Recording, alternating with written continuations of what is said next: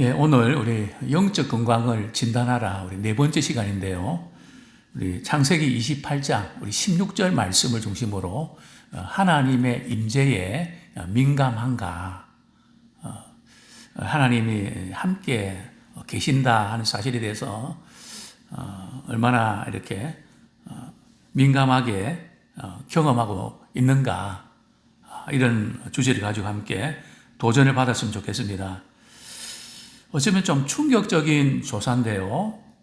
불신자들 가운데 한 58%가 지금까지 살아오면서 하나님의 임재를 한두 번 경험을 했다 그럽니다.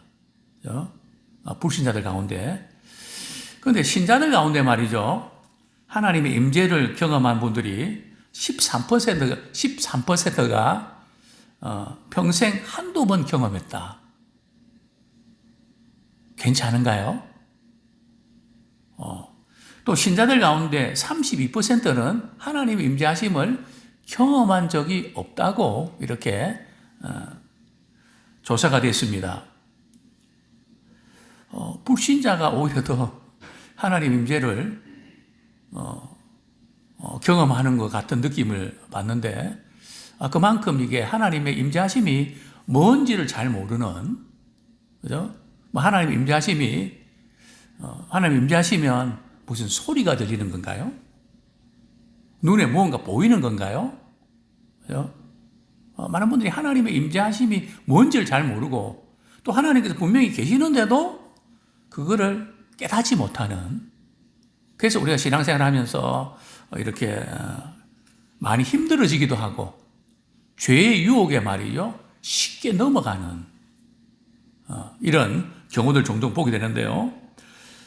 제가 이제 설교 준비하면서 한 올림픽 선수, 육상 선수인데 이렇게 메달을 따고 이제 기자가 말이죠, 이렇게 그 소감을 이렇게 물었습니다. 어떻게 이 자리에 올 수 있었습니까? 이렇게 물었을 때 그는 이렇게 이야기했습니다. 하나님께서 내 발을 딛는 순간마다 함께 주셨기 때문에 제가 여기까지 올 수 있었습니다.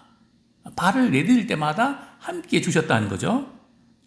그러니까 이 스포츠 해설가가 믿을 수 없다는 것이, 하나님께서 오늘 당신 이기도록 도우셨다는 말은 아니지요. 그러니까 이제 이 젊은이가 잠시 동안 이렇게 생각하다가 이렇게 말했습니다. 하나님께서 계시지 않았더라면 내가 여기까지 올 수가 없었습니다. 훈련하는 과정도 제가 못 견디고 아마 포기했을 것입니다. 또 내가 목표를 가지고 이렇게 메달을 따야 되겠다 하는 그 목표까지도 가질 수 없었을 것입니다. 내가 여기까지 올 수 있었던 것은 하나님께서 나와 함께 계셨기 때문입니다. 이렇게 고백했습니다. 대단히 중요한 그런 고백이죠. 그런데 우리는 이런 믿음의 고백을 할 수 있으면 참 좋겠습니다. 근데 우리는 많은 순간 하나님을 잊어버리고 살아갑니다. 어려울 때에, 바쁠 때에, 또 뭔가 잘 될 때에 하나님을 잊어버리는, 즉 하나님의 그 임재하심을 잊어버린다는 거죠. 그래서 우리의 일상생활 속에서 단순한 사실, 하루하루의 삶 모든 순간마다 우리가 이렇게 자연을 보거나 어디서 무엇을 하든지, 오늘 제가 이제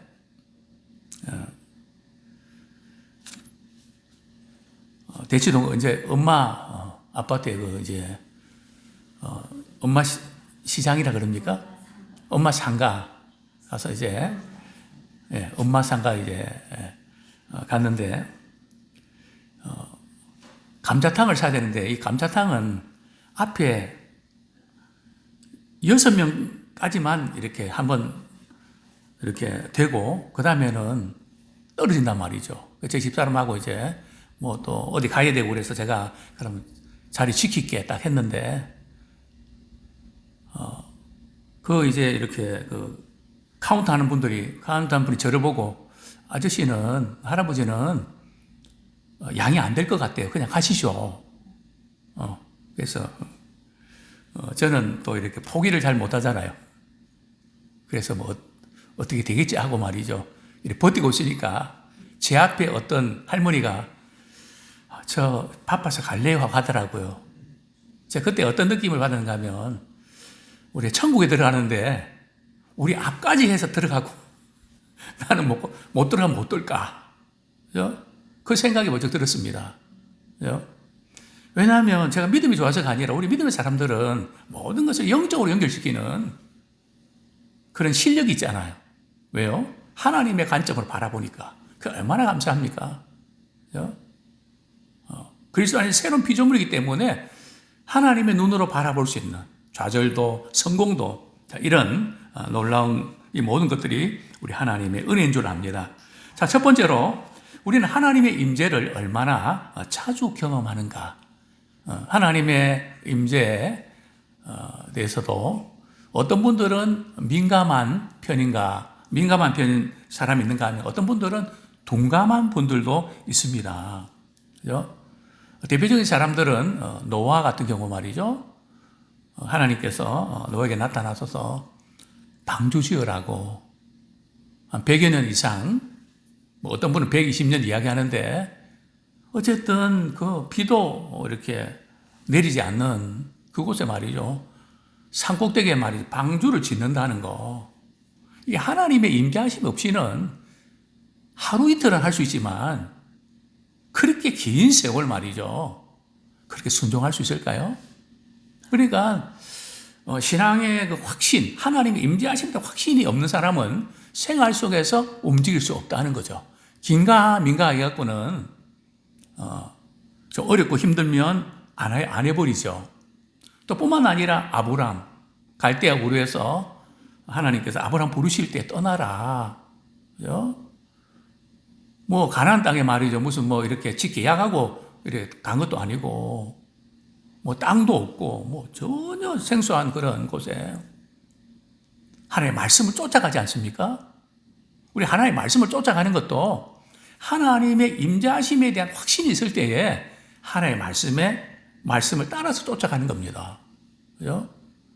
안 그러면 그저 말씀 듣고 그냥 그렇게 하긴 해야 되겠네요. 근데 지금은 조금 아닌 것 같고요. 다음에 어떻게 해보죠. 바로 움직일 수 없다는 거죠. 바로 하나님의 임재하심이 강하게 임할 때에 그대로 반응하게 되죠. 뿐만 아니라 모세. 그죠? 모세는 자신의 동족들에 대해서 상당히 상처가 있었습니다. 그죠? 자기 동족을 위해서 이렇게 말리러 가다가 말이죠. 결국은 이집트 사람이 죽는데 자기를 위해서 그랬잖아요. 그러면 고맙다고 해야 될 텐데 막 고발할 그런 눈빛으로 말이죠. 막 소리칠 때에 그래서 그 소리 듣고 모세는 도망치지 않습니까? 그죠? 그러니까 너무 이제 가장 가까운 사람한테 이럴 수가 이런 거죠. 그래서 모세는 애굽보다 자기 동족에 대해서 자신이 없는 거죠. 그래서 하나님께서 불타지 않는 가시떨기에 나타나셔갖고 이렇게 이스라엘 백성들을 출애굽시키라고 말씀하실 때 모세는 말이죠. 못하겠다 그러지 않습니까? 막 두 가지 기적을 보여줘도 말이죠. 할 수 있는 산을 보내주십시오. 그러니까 벌써 하나님 말씀하셔도 저는 안 됩니다. 그죠? 얼마나 그 상처가 크고 나는 도저히 못합니다. 말대꾸 꼬박꼬박 하면서 말이죠. 그래서 아론도 붙이지 않습니까? 그럼에도 불구하고 모세가 참 광야 생활하면서 얼마나 원망하고 불평하고 그죠? 얼마나 힘들겠습니까? 그래도 그 사명 감당할 수 있었던 비결은 뭘까요? 하나님의 임재에 대한 확신이 너무 분명하니까. 그죠? 이 하나님의 임재에 대해서 확실해야 움직일 수 있다는 거죠. 또 반면에 하나님의 임재에 둔감한 사람이 있죠. 그 중에 한 사람이 바로 발람입니다. 그죠? 하나님께서 분명히 가지 말라고 말씀했는데도 가고 싶어갖고 뇌물에 눈이 어두워갖고 좋은 자리 준다 그러니까. 마음은 말이 콩밭에 가 있단 말이죠. 결국은 같지만 하나님께서 나귀를 통해서 말이죠. 또 이렇게 하나님의 사자를 보내서 길을 막지 않습니까? 근데 나귀는 말이죠. 하나님 사자를 봤는데 발람은 못 보는 거야. 그죠? 짐승보다 못한. 그죠? 얼마나 그 하나님의 임재하심에 둔감한지. 그죠? 또한 오늘 본문에 보면 야곱, 우리 성경 말씀, 우리 한 구절 보겠습니다. 창세기 28장, 우리 6절 말씀.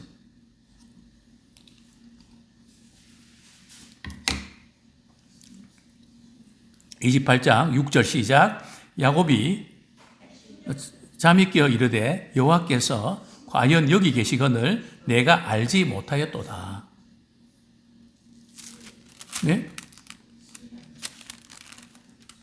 예, 창세기 28장 16절 아니고 6절. 예. 네네. 이게 지금 접혀서 예, 죄송합니다. 이게 딱 접혀가고 예, 28장 16절. 예, 고맙습니다. 예. 야곱이 이렇게 지금 야곱의 심정은 어떤 심정이었을까요? 우리 잘 아는 대로 야곱은 장자권 축복권 말이죠. 이것을 형 에서로부터 이렇게 빼앗고 그래서 모든 게 잘 될 줄 알았는데 현실적으로는 너무 힘들고 어려움을 겪었죠. 뭐 에서가 말이 자기를 죽이려고 난리 법석을 떨지 않습니까? 그래서 이삭과 말이 리브가가 동시에 아들 둘 이렇게 생겼다. 외삼촌 라반의 집에 가라. 그죠? 한 번도 집을 떠나본 적이 없는 야곱의 심리가 어땠을까요? 한편으로는 죄책감, 한편으로는 막막함, 그죠? 이게 뭔가, 그죠? 또 부모님 집에 있을 때는 하나님이 늘 함께 계신다는 걸 알았는데 길을 떠날 때에 그죠? 어디론가 지금 가야 되는데 거기도 하나님 계실까? 이런 생각이 안 들었겠습니까? 그래서 특별히 말이죠. 우리가 여행할 때에 우리가 조심해야 됩니다. 왜냐하면 물론 뭐 우리도 단기 선교는 관계없지만 일반적으로 여행할 때는 말이죠. 사단이 틈을 많이 탑니다. 여행할 때 마음이 해이해지고 죄짓기 쉽거든요. 왜냐하면 거기는 하나님이 계시지 않는 것처럼 지금까지 해왔던 그런 성실한 생활보다는 그냥 내가 하고 싶은 대로 한번 하고 싶은 뭐 그런 유혹들. 그래서 항상 우리는 혼자 있을 때 또 아무도 보지 않을 때 또 이렇게 낯선 곳을 떠날 때 하나님의 임재하심을 위해서 기도를 많이 하셔야 됩니다. 그죠? 요즘 또 호텔이나 뭐 이런 데 보면 말이죠. 음란한 그런 문화들이 많거든요. 그죠? 특별히 출장 가고 이럴 때 특별히 기도 많이 해 주셔야 됩니다. 그죠? 그만큼 이렇게 음란한 그런 세대이기 때문에 더 그렇습니다. 자, 야곱은 이제 어느 한 곳에서 말이 해가 뉘역뉘역 지고 오늘 여기서 자고 가야 되겠다. 돌을 벽에 삼아서 잠을 자는데 사닥다리 꿈이 나타나지 않습니까? 하늘과 땅 사이 말이죠. 이렇게 사닥다리가 이렇게 걸쳐 있고 꼭대기가 하늘에 닿아 있는데요. 하나님의 사자가 오르락 내려가지 않습니까? 그리고 하나님께서 내가 널 버리지 않고 다시 여기 오기까지 내가 함께 주겠다. 약속하지 않습니까? 그랬더니 야곱이 말이죠. 여호와께서 과연 여기 계시거늘 내가 알지 못했다. 그죠? 하나님께서는 여기는 안 계실 줄 알았거든요. 여기 계시는 것을 진작 몰랐다. 그죠? 바로 이 대목, 장소를 옮길 때, 상황이 바뀔 때 하나님이 여기 계시지 않는다. 나중에 제가 결론적으로 말씀드리겠지만은 우리는 항상 어디를 가든지 우리는 이렇게 선포해야 됩니다. 이곳에 하나님 계신다. 그죠? 하나님 바라보고 계신다. 그죠? 이 선포를 해야 됩니다. 간혹 우리는 하나님이 교회만 계시고 또 어떤 데는 안 계시고 자꾸 우리는 이렇게 하나님 안 계시는 공간을 만들려고 그러거든요. 그렇지 않습니다. 과연 우리는 어떤 편일까요? 하나님이 과연 여기 계신다 하는 부분들을 우리 삶 속에서 이렇게 얼마나 경험하면서 살아가는지 모르겠습니다. 하나님의 임재하심이 특별한 일이 되면 안 돼요. 그죠? 아주 자연스러운 일, 그죠? 자주 일어나는 일이 되기를 소원합니다. 왜 그게 가능할까요? 우리 마태복음 28장 20절에 보면 예수님께서 제자들에게 이제 지상 명령 주실 때 말이죠. 내가 세상 끝날 때까지 너희와 항상 함께 해주겠다고 말씀하셨기 때문입니다. 그죠? 세상 끝날 때까지 항상 너희와 함께 하겠다. 근데 우리 야곱처럼 여호와께서 과연 여기 계시거늘 내가 알지 못했다. 우리 여기에 훨씬 더 많은 공감을 하고 있는 건 아닌가요? 이 부분을 한번 고민하면 좋겠습니다. 자, 두 번째로 우리 하나님의 임재에 대해서 민감하려면 어떻게 될까요? 어떤 분들은 이 하나님의 임재하심을 이렇게 경험해야 된다 그러니까 자꾸 이 하나님의 임재하심을 이렇게 신비한 체험으로 자꾸 느끼려고 합니다. 그죠? 신앙생활은 우리가 체험이 있지만 말이죠. 느낌으로 가는 거 아니에요. 그죠?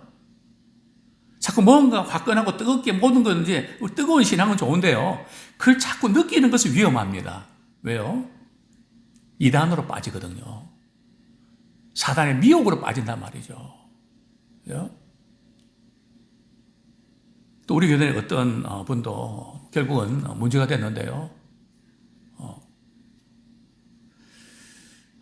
좀 이상한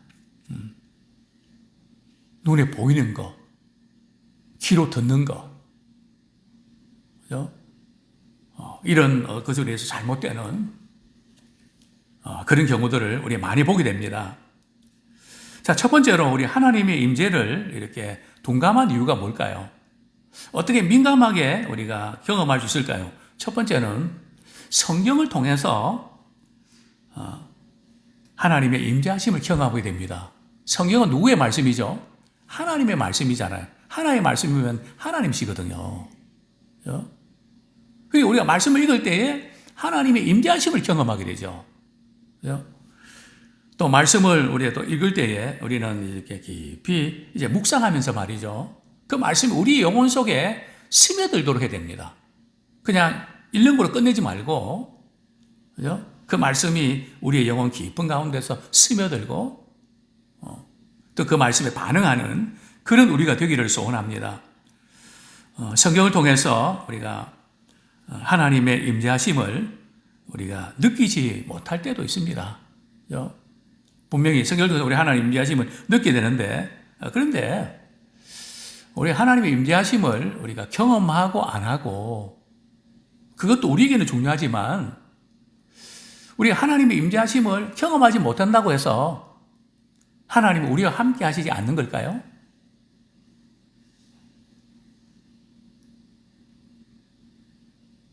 야곱은 정말 하나님께서 과연 여기 계신 것을 이렇게 몰랐잖아요. 그런데도 함께 하셨잖아요. 그죠? 우리가 하나님의 임재하심을 우리가 경험 못한다 할지라도 우리 하나님은 우리와 함께 하십니다. 그죠? 그러니까 우리가 이 하나님의 그 임재하심이 단순한 어떤 느낌이나 어떤 그것에 좌우되는 것이 아니라, 물론 우리가 하나님의 임재하심을 경험하게 되면 신앙생활에 좀 차원이 달라지는 건 사실입니다. 민감해야 되는 건 사실인데요. 그렇습니다. 우리 영혼이 가장 큰 어둠 속에 있어도 하나님의 임재가 없어지는 게 아닙니다. 지금 야곱도 말이죠. 죄 짓고, 야곱이 지금 잘해서 하나님께서 임재하시는 게 아니거든요. 문제 많잖아요. 그래요? 그럼에도 불구하고 하나님께서 야곱과 함께 해주시는, 물론 우리가 죄를 지으면 하나님의 임재하심은 하나님이 함께 하시는데 우리가 하나님이 함께 하심을 잘 못 느껴요. 하나님 함께 하지 않을 거라고 생각합니다. 그러니까 많이 손해죠. 그죠? 하나님 함께 하시면 그것을 우리가 경험하면서 살아가는 것이 축복이거든요. 나만 이거 이렇게 해야 된다. 이렇게 하면 얼마나 그게 외롭고 힘든 여정입니까? 우리 마틴 로이드 존슨이라는 분이 이런 이야기를 했는데요. 하나님의 말씀은 그것을 더 많이 알고 더 많이 읽을수록 우리를 더 많이 하나님의 임재 가운데로 인도하신다. 그러니까 우리가 하나님의 말씀을 읽고 묵상하고 우리가 그런데 시간을 많이 이렇게 투자하는 거, 그래서 우리가 하나님의 임재 가운데로 들어가는, 그죠? 그런 은혜의 시간이라는 거죠.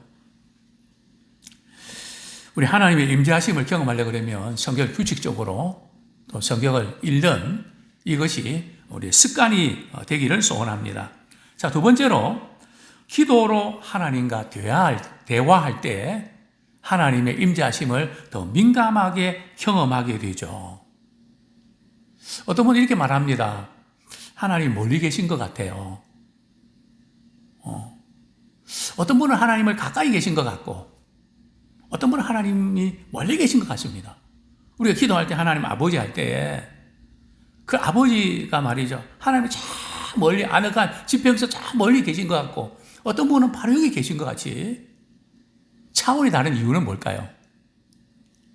그것은 바로 평소에 하나님과 친밀한 교제, 즉 말씀과 기도를 통해서 말이죠. 늘 주님과 교제할 때는 친밀감을 느끼고 하나님의 임재하심을 가까이 경험하게 되죠. 뭐 이런 표현 들어보셨습니까? 난 멀리서도 늘 볼 수 있다. 멀리 있지만 볼 수 있다는 거죠. 그만큼 친밀할 때는 앞에 있는 것 같단 말이죠. 가까이 있는 것 같은 그게 바로 주님과 우리의 관계죠. 그래서 우리 기도할 때 하나님과 인격적인 대화를 경험하게 됩니다. 우리 기도는 단순히 일방적으로 우리가 이렇게 뭐 해주세요 그렇게 하는 것이 아니라 우리의 심정을 하나님 이것 때문에 많이 힘들고 이것 때문에 걱정이 되고 이렇게 해야 되는데 어떻게 하면 좋겠습니까? 이것 때문에 속이 상한데 어떻게 해야 될까요? 그죠? 대화하면서 우리가 하나님 임재하심을 경험하게 되죠. 그리고 대화 가운데 또 주님의 말씀이 생각나기도 하고요.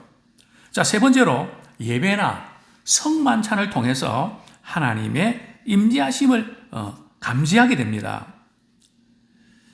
우리 예배 드릴 때에 우리 찬양 드리고 말씀 듣고 또 예배 모든 시간을 통해서 그곳에서 하나님의 임재하심이 강하게 나타나죠. 또 우리의 성만찬도 대단히 중요합니다. 성만찬은 눈에 보이는 복음이라 그러잖아요. 예수님의 십자가 사건을 우리가 먹고 마시면서 십자가의 은혜를 경험하는 하나님의 임재하심이 굉장히 강력하게 나타나는 현장이 바로 이제 우리 성찬 예식이죠. 성경은 말씀합니다. 우리 모든 그리스도인이 성령의 전이라고요. 우리 안에는 성령님이 내주하고 계시죠. 그래서 우리가 개인적으로 기도할 때도 우리 하나님께서 그곳에 함께 하시죠. 그러나 우리가 믿음의 성도들이 말이죠. 함께 모여 예배 드릴 때 개인적으로 경험하기 어려운 새로운 차원의 하나님의 임재하심을 강력하게 우리는 경험하게 됩니다. 왜냐하면 제가 그걸 알잖아요. 그죠? 예배 끝나고, 저녁 기도 끝나고 제가 개인적으로 이제 기도할 때 우리 하나님의 임재하심을 경험하는 거하고, 그죠? 예배 시간에 이곳에 섰을 때 하나님의 임재하심을 우리 경험하는 차원이 다르다는 거예요. 하나님은 개인적으로 해도 하나님 함께 하시고 그런데 꼭 교회에 모여서 함께 모여 예배일 때 다르나? 엄청 다릅니다. 그죠? 이것은 모든 목회자들이나 우리 또 예배자들은 경험하게 될 겁니다. 왜냐하면 찬양 중에 거하시고, 그죠? 또 모임 가운데 하나님 역사하시는 그런 은혜를 주시거든요. 그래서 저는 이제 우리 유튜브로 설교 듣는 분도 계시지만은 또 가까이 계신 분들은 이렇게 함께 나오셔서 같이 말씀 듣고 은혜 받는 것이 굉장히 중요합니다. 비교할 수 없다는 거죠. 그죠? 자, 세 번째로 하나님은 모든 곳에 계십니다. 우리 자연을 통해서도 거기 하나님 계신 것을 우리가 알 수 있죠. 우리 로마서 1장 20절.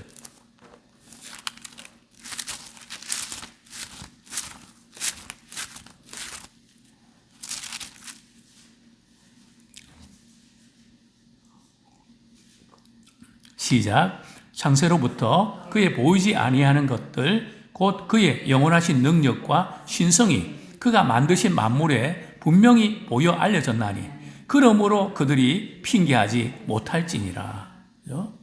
이 자연을 통해서 하나님을 알만한 것들이 하나님의 신성이 말이죠. 자연을 통해서도 하나님께서 알려주셨다는 거죠. 그러니까 불신자들도 이 하나님의 그 임재하심을 그들이 살아가는 동안에 때로 느낄 수 있다는 거죠. 물론 차원이 다르지만 구원에 이르는 그런 은혜들을 우리 깨닫지 못하지만 이거는 정말 하나님의 작품이다 하는 것을 인정할 수밖에 없는 것이죠. 그렇습니다.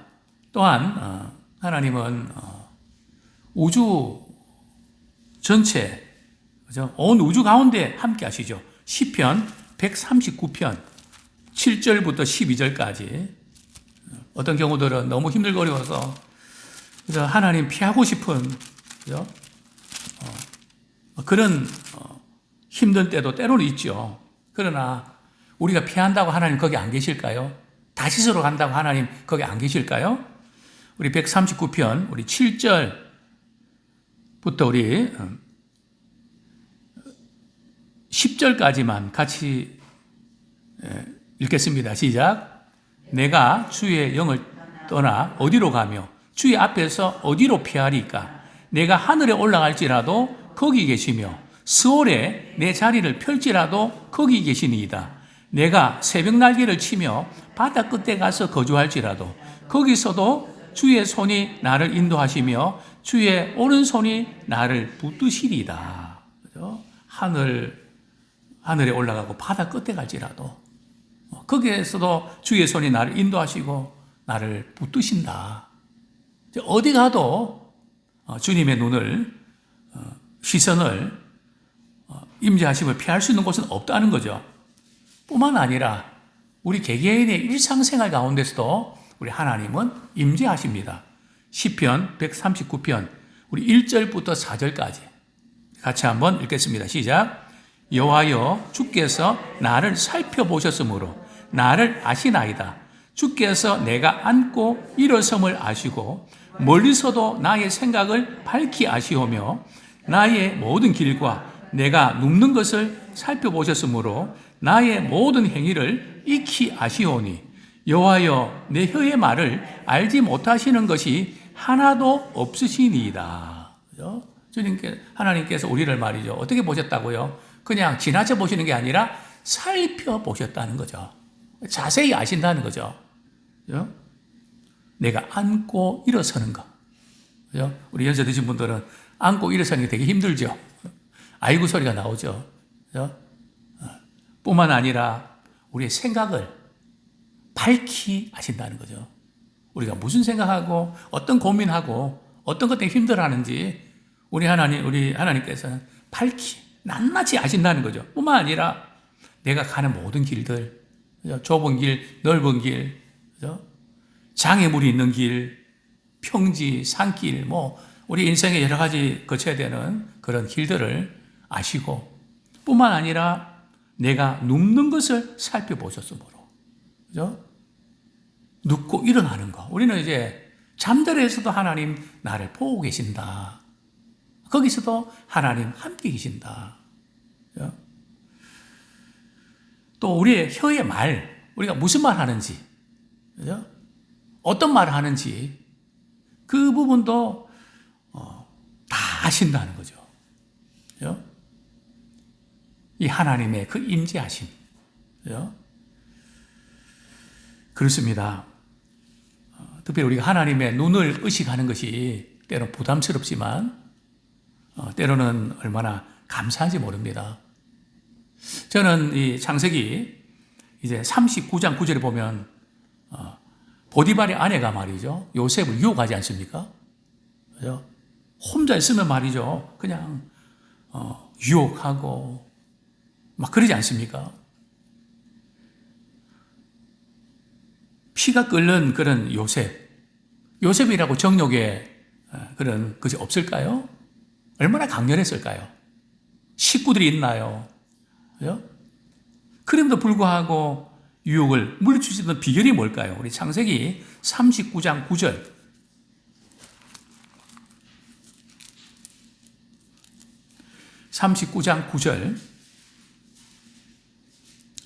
같이 한번 읽겠습니다. 시작. 이 집에는 나보다 큰 이가 없으며 주인이 아무것도 내게 금하지 아니하였어도 금한 것은 당신뿐이니 당신은 그의 아내임이라. 그런즉 내가 어찌 이 큰 악을 행하여 하나님께 죄를 지으리까? 지금 요셉은 말이죠. 이런 지금 상황 속에서 어떻게 대처하나요? 제가 한번 기도해 볼게요. 그랬나요?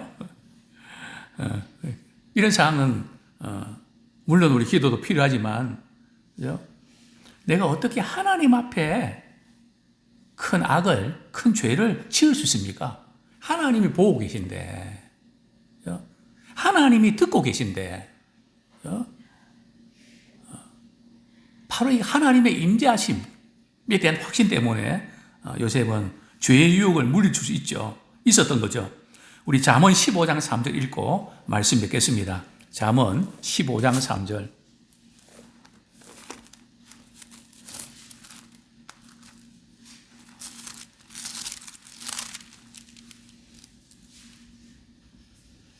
같이 읽겠습니다. 시작. 여호와의 눈은 어디서든지 악인과 선인을 감찰하시느니라. 그죠? 하나님의 눈은 어디서든지 악인과 선인을 감찰하신다. 그죠? 지금은 이제 그런 소리를 듣기 어려운데요. 아마 한 20년, 한 30년 전에 서울에 말이죠. 갑자기 창문이 떨리면서 말이죠. 꽝 하는 소리가 들립니다. 그게 미국의 정찰기거든요. 그죠? 우리 한반도 이 부분을 이렇게 한 바퀴 이렇게 도는데 몇 분 안 걸리거든요. 거기에 말이죠. 뭐까지 지키는가 하면 거짓말 조금 못해서 개미까지 다 지킨다 그럽니다. 다 정찰하는, 다 서치하는, 그죠? 우리 하나님의 눈은 말이죠. 온 땅을 두루 살피시사 자기를 향해 전심으로 찾는 자에게 능력을 베푸시는 분이십니다. 아무쪼록 하나님의 눈을 의식하면서 하나님의 임재하심에 민감한 우리 모두가 되기를 축원합니다.